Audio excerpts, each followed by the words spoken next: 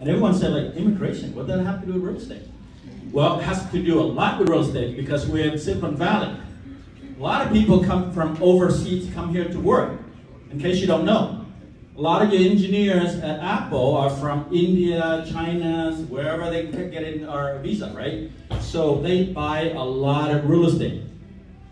I've personally done many deals here from foreigners or non-permanent residents.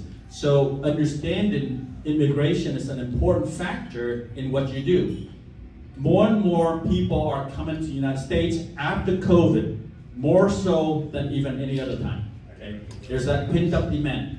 Let you know, if you think that foreign buyers don't exist or you never run into one, you need to wake up. In the past week alone, I got 4 leads. 4 leads. Canada, Vietnam, one from Philippines, so I can't remember the other one. But lots of buyers are coming into the US. You need to understand this. So Brandon is a world-class speaker for immigration. He just came back from India. He's going to share some time. It's very expensive, but he does it today pro bono. Thank you.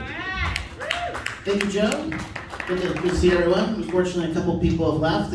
I think those two, of anyone in the audience, would have really benefited from what I have to talk about today, but that's okay. Their loss.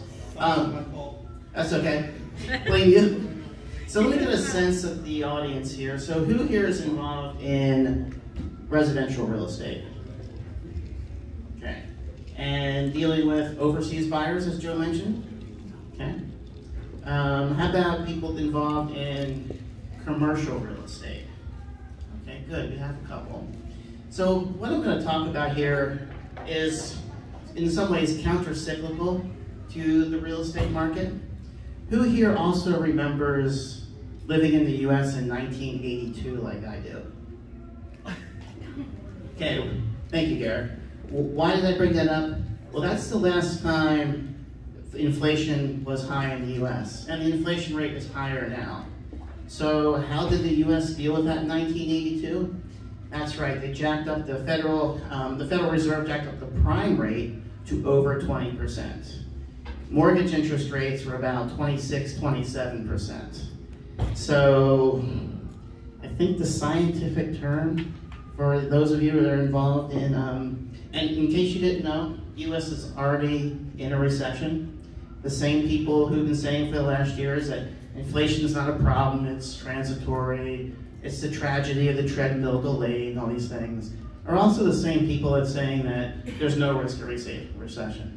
It's nonsense. So if you're involved in residential real estate, there's a scientific term for the condition you're in. Starts with F, ends with D. You can fill out the rest yourself. So with that, I think what I'm going to talk about is somewhat counter-cyclical and something you should think about. So who am I? What am I doing here? So my name is Brandon Meyer. I'm the founder and principal of Meyer Law Group. It's an immigration firm based in San Francisco. Also have offices in San Diego, Charlotte, North Carolina, New York, and Saigon as well. So why should you sit through this? Well, number one, very important. I think there's about 4 or 5 bars out there after this, so there's probably a happy hour. And I'm cognizant of the fact that I'm the last speaker, so I'm kind of between you and a happy hour, so I'll go fast. School's out, so raise your hand if any of these apply to you. My kids are home from school now. Okay, great. I haven't done who wants a selfie with Joe? He will line up for selfies afterwards, so if you're here for that, that's possible as well. And I think this applies to a good section of the room over here. I need to show my boss that I'm out networking. Is that?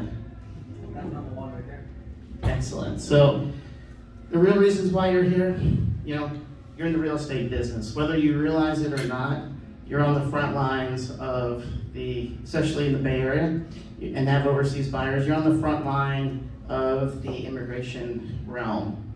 And so if you have overseas buyers and they want to come and pay all cash on, come from Vietnam and they want to pay all cash on a bunch of houses, well, you should ask the question, okay, which one of these are you planning to live in? Well, I'm going to live in the one, off the Stewart Road in San Jose. You say, okay, well, how are you going to do that? What do you mean? What's your visa status? oh, well, I'm just going to come here and visit my son who, goes to UC Irvine. And you start the process, and you start realizing that these people have visa needs, whether they know it or not. So you're in the business to spot that and refer it to people. And if you're not, you're kind of like the life insurance agent who doesn't follow up on his clients every year. You're leaving money on the table.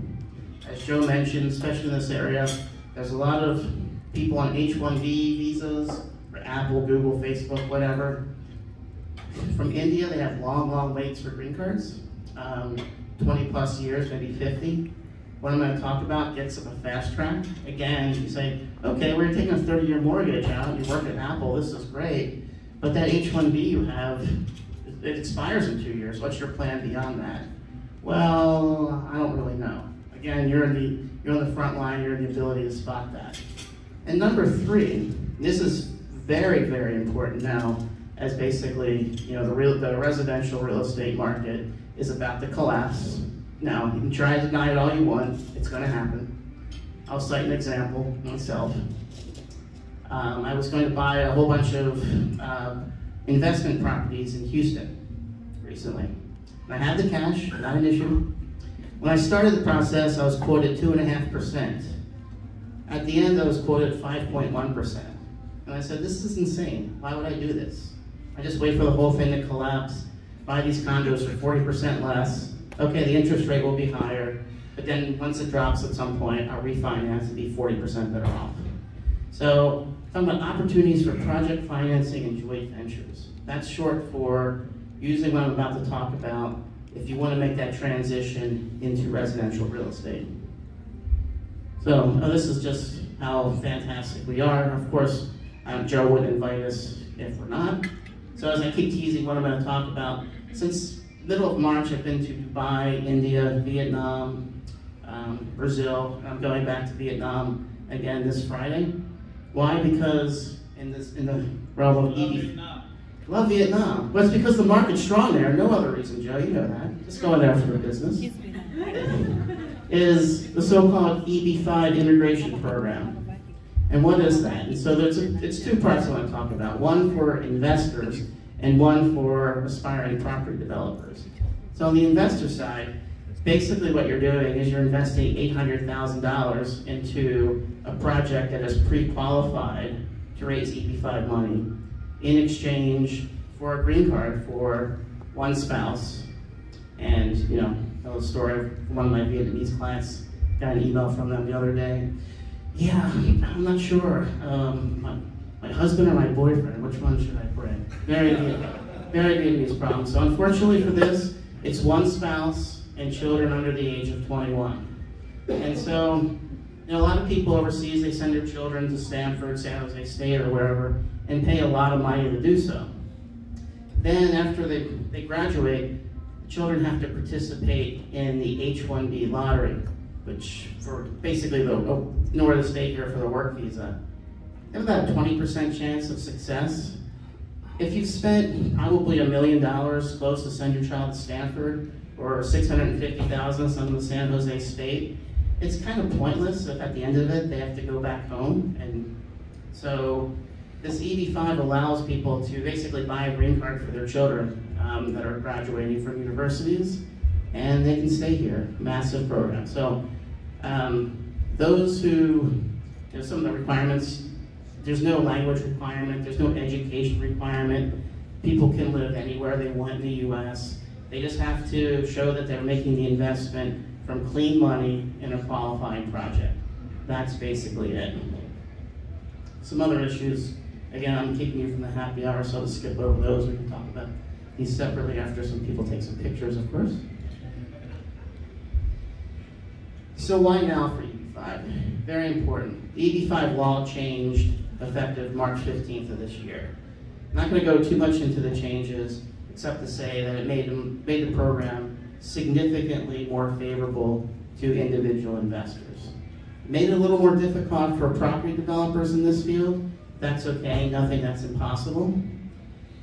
And, I used to, before I came up here, I saw an update from the Wall Street Journal sometime this week, the Fed's going to jack up interest rates another 3/4 of a point overnight. So, yeah, sorry guys, 20% interest rates are coming, so try selling houses in them. But for EB-5, what does EB-5 financing do for developers? It replaces more expensive money, expensive equity, expensive mezzanine debt. You know, I just have people tell me like, yeah, Brandon, you know, why would I want to do this? You know, I can get an 80% construction loan from Bank of America, 3%. I don't need this. Well, now you do. Those days of getting those 3% LTV, 8% LTV loans are gone. So now that we have EB-5 back and we have the investor interest, because you know, as bad as we thought we had COVID here in the US, overseas, it was significantly worse. You know, there were rich people in India who couldn't even bribe their way into the hospitals, dying in their houses. People in Vietnam couldn't even leave their houses. China, same thing. They want to come to the US. And so we have a supply issue in terms of no projects for people to invest in right now. We have a few, but not many. And so maybe this is the time, if you've been thinking about pivoting into commercial real estate, maybe this is the time that you actually do it. Because if you don't, I don't know, you could be like our previous speaker and have no sales in the next 13 months, because that's where the market's going. And you know, Joe and I have a friend in Chicago, and some of you might know who I'm referring to, and every time I see her, she's like, yeah, I want to be like Cam Lee in Houston. I want to have a huge mansion. I want to be super rich. I want to be just like her. I'm like, well, you have to then do it. Stop talking about it. You've been telling me about it for 18 months. Do it. You know, if you want to be as rich like her, she took the plunge. That's why she has, you know, 10 domestic servants, whatever, her house. She did it. You can too. So the phrase I always have, use this for investors, use this for, you know, people looking to get into it as well, is waiting never made anything happen faster. And that's just the reality of the situation. So I know I breezed through that, but just wanted to give you a little bit of an overview. So why I hope you're happy you stayed. Well, I hope you learned something. And, you know, people, just the same and true in real estate, life insurance or whatever, people, happy clients refer other clients to you. Usually, if people are friends with other people, they usually have the same needs, problems, and situations. So, you know, basically you turn your network and your existing clients into referrals. Same as the case here. Actually, no, I think happy hour is probably like 10 minutes away now, or 5. I'm trying my best. Boss is still here, so you're glad that you stayed, and I hope you learned a little bit. And you know, I'm happy to stick around and answer questions, talk about this more, because I know I just breezed through this in about 10 minutes. So, and I'm also open for questions now. So we have one in the back. Just a quick question: how fast do you think we're getting? I mean, we've already seen it. We've seen it coming. We already see things selling way slower. Like all of it's there. How fast do you think we're going towards what you're talking about? Yeah, I mean, there's always a timeline for everything. So if we were to reconvene in about 90 days, that's where we're at. That's yeah. Okay, cool. So, good question. I've seen that a lot of these foreign tech companies have like massive portfolios. they used to have massive portfolios up until about January. But some of them are taking loans out of their securities, like security-based lending. Could they invest in that? Yeah, so what you're talking about is where could the investors source their money? So they could get it from their stock portfolio. They could take home equity loans to use that toward investing in one of these EB-5 green cards, which is what typically a lot of people that are here in the U.S., especially Silicon Valley, that's how they do it. The same thing, they bought in Santa Clara last year for $1 million and appraised at $2 million, so it makes sense. In terms of project wise, do you think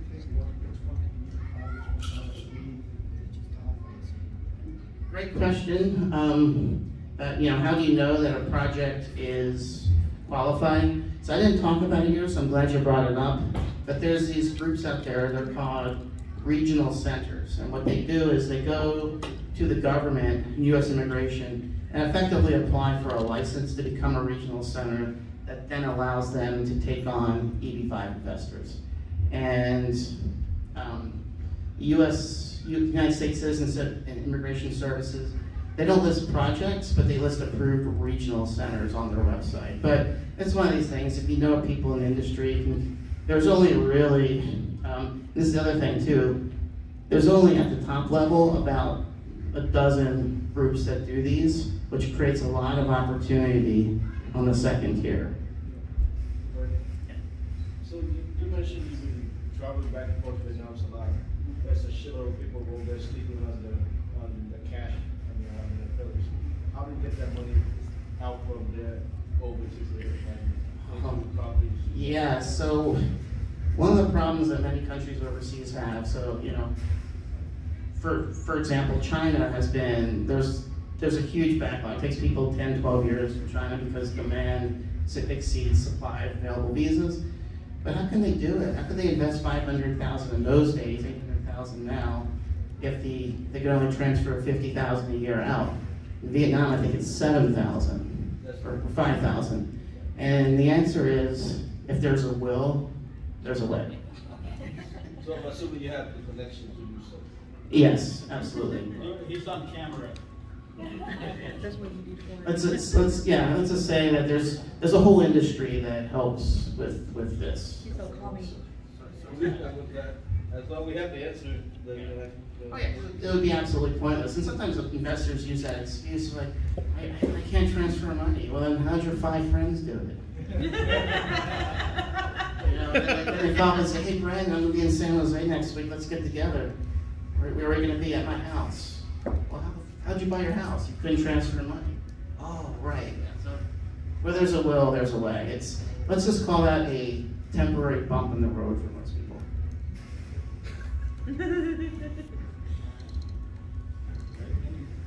Any more questions?